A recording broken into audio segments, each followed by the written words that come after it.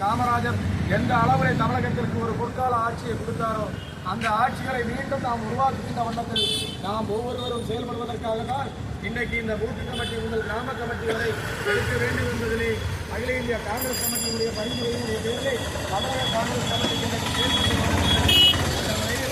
நாங்கள் குறிப்பிட்ட வேலையை இன்றைக்கு தெளிவாக செயல்படுவதாக இன்றைக்கு மாவட்ட தலைவர் அவர்கள் செயல்பட்டுக் கொண்டிருக்கிறார்கள்.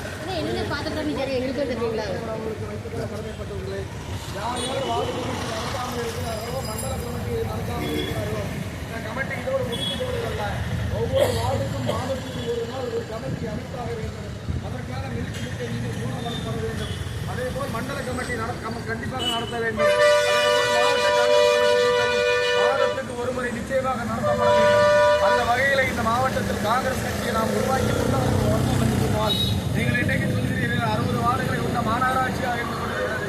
இந்த 60 வார்டுகளை கொண்ட மாநகராட்சியை நாம் கைப்பற்றுவதற்கு அதிக நாட்கள் ஆகாது என்பதை அந்த வேலைகளை சுட்டிக்காட்டுகிறேன். நீங்கள் எல்லாம் நினைத்துக் கொண்டிருக்கிறீர்கள் இன்றைக்கு ஒரு சிலருக்கு மட்டும்தான் தேர்தலில் போட்டியிடுவதற்கு வாய்ப்பு கிடைக்கிறது.